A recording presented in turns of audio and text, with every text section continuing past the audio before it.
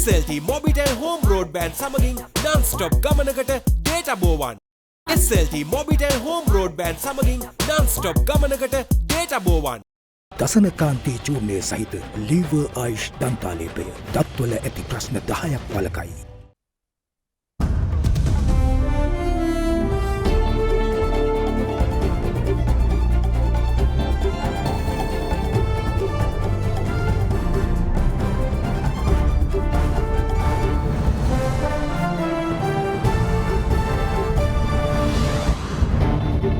In your headlines tonight, felicitation.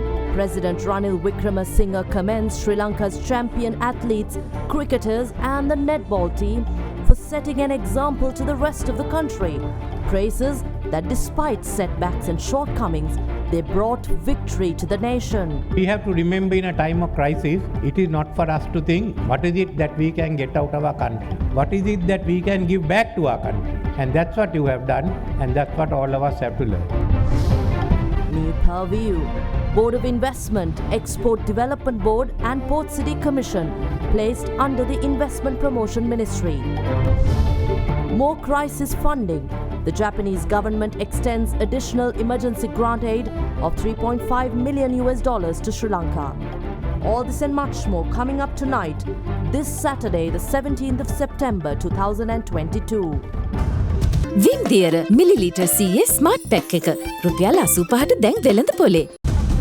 From AdaDerana, this is AdaDerana First at 9. Live from Studio 24 in Colombo.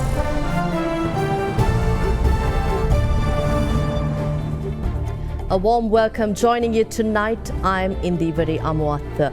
President Ranil Wickremesinghe commended the country's champion athletes, cricketers and the netball team for setting an example to the rest of the country that despite setbacks and shortcomings they had to endure over the years, and it was their fighting spirit that helped them achieve victory against all odds. He said this during a felicitation ceremony which was held yesterday for the Sri Lankan netball team, the cricket team and the medal winners at the Commonwealth Games. A felicitation ceremony for the Sri Lankan netball team that won the Asian Netball Championship, the Sri Lanka cricket team that won the Asia Cup and the medal winners of the Commonwealth Games was held in Colombo yesterday under the patronage of President Ranil Wickremesinghe. Keeping with a request made by Sports Minister Roshan Ranasinghe, each member of the champion netball team received a reward of 2 million rupees gifted by Sri Lanka Cricket as a goodwill gesture. In addition, Commonwealth silver medalists received 10 million rupees each, while bronze medalists received 5 million rupees each. The coaches of the winning athletes were also felicitated during the event as they were accorded 25% of cash rewards presented to the athletes. These awards were made available from the National Sports Fund. ගාන්ජලි Amarawansa සමග මේ netball කණ්ඩායම යලිත් ආසියාවේ ශූරතාවය අපිට ලබලා දුන්නා. කාන්තාවන් වැඩිට බැස්සහම හරියට කරනවා ලංකාව. ඔබට තියෙන අඩුපාඩුකම් ගැන මට ආරංචි වුණා. මං හිතන්නේ මේ වගේ ආපහු නොවන විදිහට අපේ යුතුයකමක් තියෙනවා. ඒ කාරණා ගැන ක්‍රියා කරන්න. ඒකට මං අනාගතයේ වග බලා ගන්නම්. විශේෂයෙන්ම අපි යම්කිසි ක්‍රීඩාවක් සංවර්ධනය කරනවා නම් සම්පූර්ණයෙන්ම ඒකට කැප වෙන්න ඕනේ. ලංකාවේ ක්‍රිකට් ක්‍රීඩාවේ ඉතිහාසය දිහා බැලුවාම මේ ජයග්‍රහණය අපිට වොමනා වුණ ජයග්‍රහණයක්. තව එක ජයග්‍රහණයක් ලැබලා දෙනවා නම් අපි ඔක්කොම මීටත් වඩා ප්‍රීති වෙනවා. ඒ වගේම මම කියන්න කැමතියි අපේ මල්ල ක්‍රීඩා අංශයෙන් අපේ ක්‍රීඩකයෝ 4 දෙනෙක් ඒ වගේම ක්‍රියා කරලා තියෙනවා. මම මේ හැම එක්කෙනාටම ප්‍රශංසා කරනවා, අපේ ස්තුතිය ප්‍රකාශ කරනවා. ක්‍රිකට් ක්‍රීඩාවේ අපි පෙරදුනේ ඇෆ්ගනිස්තානට. ඇෆ්ගනිස්තානට පෙරදුනා කියලා වැටුණා කියලා ක්‍රීඩාවෙන් අයින් වුණේ නැහැ. දසුන් ඒකෙන් ඒ පරාජයෙන් ප්‍රයෝජන අරගත්තා, ශක්තියක් වුණා ඉදිරියට යන්න. මේක ක්‍රිකට් කණ්ඩායමට විතරක් නෙමෙයි, මම හිතන්නේ දසුන් ලංකාවටත් උදාහරණයක් දීලා තියෙනවා. අපි අද වැටිලා තියෙන්නේ. අපි ඇෆ්ගනිස්තානයට වඩා වැටිලා තියෙන්නේ. සමහරු හිතනවා මේකෙන් ගොඩ එන්න බෑ කියලා. දසුන් වාගේ අපි හිතනවා නම් මමත් හිතන්නේ අපි මේකෙන් ගොඩ එනවා. අපි ආසියාව සූරකයෝ නෙමෙයි, අපි ලෝක සූරකයෝ බවට පත් වෙන්න. We have to remember in a time of crisis, it is not for us to think what is it that we can get out of our country. What is it that we can give back to our country. And that's what you have done and that's what all of us have to learn. So thank you and wish you more victories. The Japanese government extended additional emergency grant aid to Sri Lanka amounting to $3.5 million. The new grant aid raises total Japanese assistance in support of Sri Lanka's affected by the economic crisis to $6.5 million this year. Earlier in May, Japan extended $3 million as emergency grant aid to Sri Lanka. The Japanese embassy in Colombo said that they expect to deepen bilateral ties with the upcoming visit of President Ranil Wickremesinghe to Japan. The government of Japan announced additional emergency grant aid of $3.5 million to Sri Lanka yesterday in response to the challenging economic and humanitarian situation in the country. Issuing a statement, the Japanese embassy in Colombo said this emergency grant aid will enable the implementation of humanitarian assistance activities that include delivery of food worth $2 million through the World Food Programme.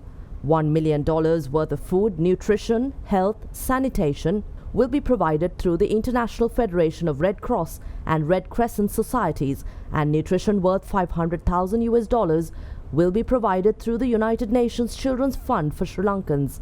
The statement went on to say that with the announcement of $3 million earlier in May, the new assistance announced yesterday raises the Japanese government's support in response to the current situation in Sri Lanka up to $6.5 million in total. The Japanese embassy said Japan hoped that this assistance will contribute to overcome the hardships faced by the people of Sri Lanka. The embassy went on to say that they will continue their support towards Sri Lanka's sustainable development as well as deepen bilateral relations through the visit of President Ranil Wickremesinghe to Japan, scheduled later this month.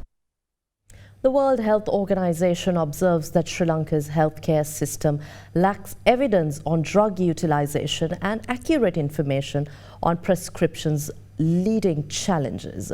WHO representative in Sri Lanka, Dr. Alak Singh, said they are ready to partner with the Sri Lankan government to strengthen the country's healthcare system and evidence-based reporting in order to improve patient care. Addressing the national celebration of World Patient Safety Day, she pointed out that morbidity due to unsafe patient care globally is estimated at 2.6 million people every year. The national celebration of the World Patient Safety Day, which falls today, was marked in Colombo under the global theme Medication Safety. Speaking here, the World Health Organization representative in Sri Lanka said they are prepared to help Sri Lanka implement the national policy and strategic plan for patient care and quality of care. Patient harm due to unsafe care is a large and growing public health concern globally and is one of the leading causes of death and disability worldwide. There are 134 million adverse events due to unsafe care occurring in hospitals. And this is only in low and middle income countries, and it contributes to about 2.6 million deaths every year. Critically, most of this patient harm is avoidable. All countries strive to achieve universal health coverage in the Sustainable Development Goals, and therefore the beneficial effects of improving patient safety across health services can actually be a leap forward on the SDGs. The Southeast Asia region, in fact, has been a pioneer so far as WHO is concerned, including Sri Lanka as a member state. WHO has launched a Global Patient Safety Challenge today with the slogan Medication Without Harm, urging all countries to make a pledge to develop a national action plan to ensure medication safety with the goal of reducing severe, avoidable medication-related harm by 50% in the next 5 years. This is the global challenge. In Sri Lanka, drug utilization and prescription errors are difficult to assess because the data is still scarce and limited. And this really is one of the key areas that WHO would like to partner the government in order to strengthen the evidence base to go forward in an informed way. Sri Lanka has also revised its national policy and strategic plan for patient safety and quality of care 2021-24. Successful implementation, of course, shall be key. And again, WHO is here to partner for any future needs. Now, Norway says it will continue the development assistance extended to Sri Lanka, although the country's mission in Colombo is set to close down permanently. Norwegian Ambassador Trine Journali Ekdal said Norway will extend assistance to Sri Lanka through the Norwegian Agency for Development Cooperation, Norfund, and other forms of aid. This assurance was given by the Norwegian envoy during her recent meeting with Prime Minister Dinesh Gunawardena. Eskdal said Norfund would provide more assistance once further collaborative programs have been worked out with Sri Lanka. Further, Prime Minister Dinesh Gunawardena urged Norway to continue investments in the sectors of fisheries, renewable energy and agriculture, in addition to information technology and marine and ocean sciences.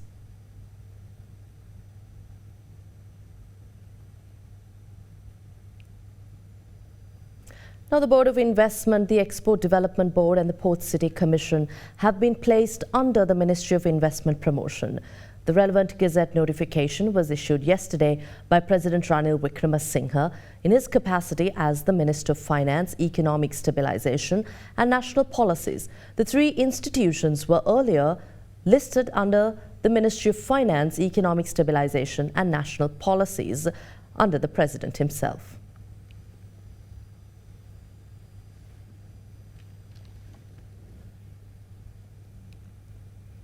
To stay with us here on First at 9, we'll return with more news. කාලගුණය කොහොමුණත් Rhino නං වහලට safe තමයි මුළු ගෙදරම. Rhino cement roofing sheets. Then you know Rhino. I know. Big 3. Uber Eats මගින් ඉදිරිපත් කරන ආදරයෙන් අවශ්‍යතා ඇති අයට අත්‍යවශ්‍ය භාණ්ඩ පරිත්‍යාග කිරීමට වේදිකාවක්. Opposition leader Sajith Premadasa says they're serving the public of this country by moving away from the political culture of attempting to grab power, while political parties, the opposition that prevailed in the country for decades. Addressing an event in Monragala, Sajith Premadasa said they're in the process of fulfilling all responsibilities to develop the economy. අපි සමගි ජන බලවේගයේ හැටියට විපක්ෂයේ ඉඳගෙන මේ රට ගොඩ ගන්නට අවශ්‍ය සියලුම කාර්යභාරයන් අපි ඉෂ්ට කරමින් යනවා. යම් කිසි පක්ෂයක් රාජ්‍ය බලය ලැබුණාම බදු ගෙවන්නන්ගේ සල්ලි උපයෝගී කරගෙන සංවර්ධනයේ හැටියට ආපහු ජන සමාජයට සේවාවක් කරනවා. විපක්ෂයේ ඉන්න කණ්ඩායම් හැම විටම උත්සාහ කරනවා රාජ්‍ය බලය ලබා ගන්න. ඔන්න ඔය තට්ටුමාරු ක්‍රමවේද දෙක තමයි අපේ රටේ ඉතිහාසයේ පුරාවටම සිද්ධ වෙන්නේ. අපි මේ කරන්නේ ඒ සුපුරුදු රටාවෙන් බැහැර වූ වැඩපිළිවෙල. රාජ්‍ය බලයක් ඇතුවත් හෝ නැතුවත් ජන සමාජයට ශක්තියක් එකතු කිරීම. President Ranil Wickremesinghe left Sri Lanka this morning for England to attend the funeral of Queen Elizabeth II. A group, including the President, reportedly left the island at around 3:15 a.m. to London. This is also President Ranil Wickremesinghe's first official visit overseas after taking office as the head of state. The state funeral of Queen Elizabeth II will take place at Westminster Abbey on Monday. The President is expected to return to the country on Tuesday after attending the funeral. Other Commonwealth leaders who will be in attendance include New Zealand Prime Minister Jacinda Ardern. US President Joe Biden and First Lady Jill Biden will also be in attendance.